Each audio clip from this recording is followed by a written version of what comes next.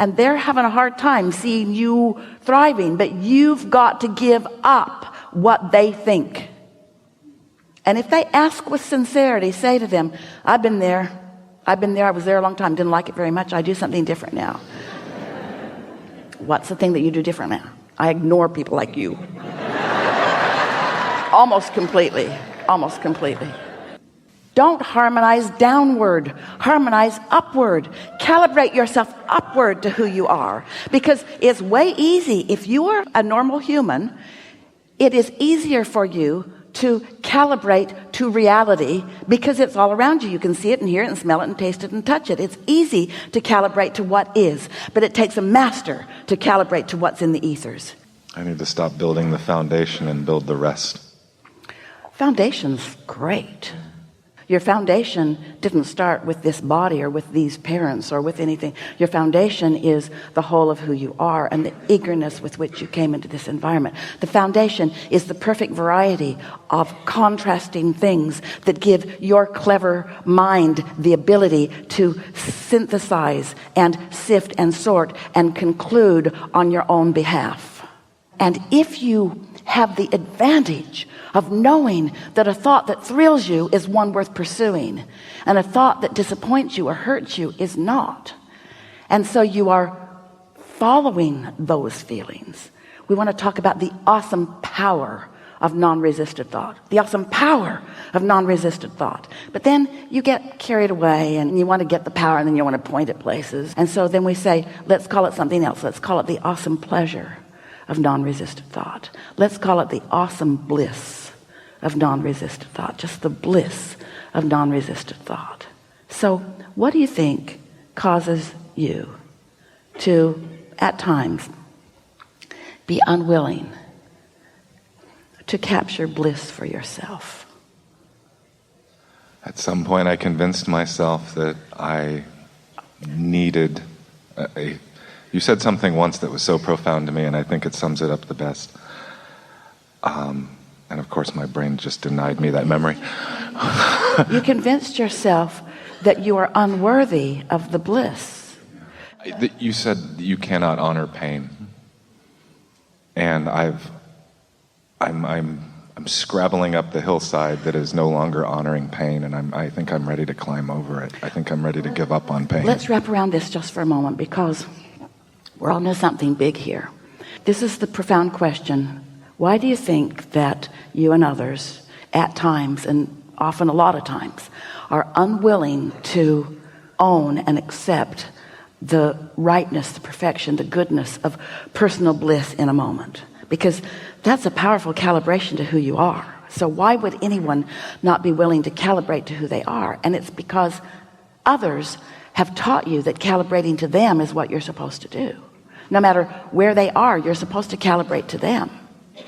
So when you come back round to recognizing that bliss is calibrating to your true self and to your true power and to your true extension and to your true reason for being and all of that, it just gets easier and easier and easier. But there's a piece that we want to stick in here for clarification, and that is the irony of true bliss is complete alignment in the moment with who you really are. It's a calibration of who you really are. And the feeling that it is wrong for me to calibrate to my true bliss, isn't that interesting? Isn't it interesting that what it means is I am who I am in all of my power and goodness, but somehow in my mind my life has caused me to call that inappropriate. And why do I do that? Because so many aren't calibrated to bliss. They're suffering, and so I feel wrong to calibrate myself to bliss in the midst of suffering. Of what value can you be as you join the suffering masses, the confused masses, the mean masses, the ornery masses, the unhappy masses? What possible value could you be to any of them? So now we want to get back to where we began here today. We get it, though. You see, humans, you come into this environment of contrast knowing that the contrast will show you some of everything so that you can decide what you prefer. That's what the evolution of all species is about. So if you don't know what you don't want, you can't know what you do want. But over time, you have translated that as human mass consciousness to mean, I must fix problems, which causes you to fixate on problems, which causes you to mostly calibrate to problems. So here you are as billions of people calibrating to problems. And here's the wonderful thing about that. You calibrate to a problem, and the more specifically you calibrate to a problem, the more specifically you launch an equivalent rocket of desire. Every time as an individual or as a mass consciousness you calibrate to a problem, you create the solution. You create the solution, and all of your source energy flocks to the solution and focuses on it and shines a light on it and becomes the point of attraction for the solution. So all around you, the solutions are being gathered. And now we're right back to that person who feels uncomfortable when you're thriving. The more solutions are available for the masses, the more they writhe in discomfort of not letting themselves go there. Isn't that interesting? They suffer from their personal deprivation of what they deserve. Of what they deserve to have. Whew, this is a big conversation. It's a big conversation. We don't want to make it sound hard. It isn't. It's as simple as feel good. So now we want to amplify this just a little bit. So come with us in this scenario. So imagine a child, doesn't matter how old they are, but they're not wadded up in the what they should do's yet, in the shoulds yet. They're pure source energy, and they're eager about life, and they expect everything to be really good for them. But those of you who are socialized and have learned to behave appropriately in your human environments, you need to teach that little brat a lesson, because he just expects everything to go his way, and he needs to learn that that's not how life is. Sound familiar? You're way too happy. You must not have enough responsibility. Go clean your room. Go do something that makes you unhappy like the rest of us, because we seek harmony and you are a misfit. Now, of course, we're leaning in a strong way, but there's a lot of that going around. In other words, if you don't feel good and somebody else does, you're seeking harmony. But the thing that we want you to take away from this gathering, don't harmonize downward, harmonize upward. Calibrate yourself upward to who you are, because it's way easy. If you are a normal human, it is easier for you to calibrate to reality, because it's all around you. You can see it and hear it and smell it and taste it and touch it. It's easy to calibrate to what is, but it takes a master to calibrate to what's in the ethers. It takes a master to calibrate to hopes and dreams and wishes. It takes focus, it takes determination, it takes clarity, and most of all, it takes caring about the way you feel. It takes an unwillingness to feel bad just because so many people do. It takes a determination to feel good because I'm capable of feeling good.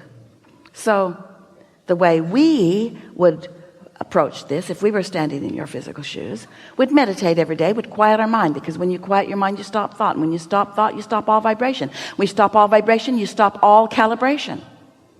And then in that absence of resistant vibration, the source energy within you, who is powerful and influential and focused unequivocally on you, will draw the you upward to the you, and you will join yourself in that bliss, in that excellence, in that clarity, in that good feeling. You see, we do that every day.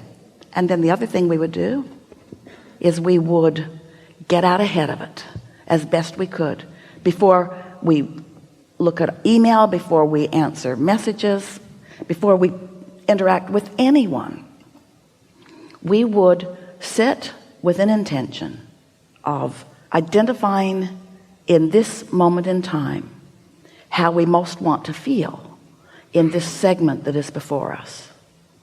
And we would confirm, I'm whole and I'm strong and I'm happy and I'm sure and I'm alive and glad to be, and I'm good at what I do, I'm blessed, I'm tended to, I'm seen, I'm heard, I'm known. And we would do that every morning, and as many times during the day as we could. We would calibrate to the wholeness of who we are, so that when you get out there in the day and your neighbor misbehaves, it's humorous, it's not important. When residual of past momentum appears, it's just something on its way out. It's not something that is an indictment of who you are.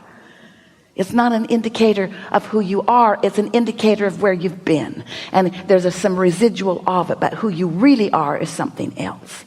And it doesn't take very much, as you are discovering, before the beautiful things begin to surround you in such a disproportionate way that most normal people cannot find a way to harmonize with you. You're just too happy.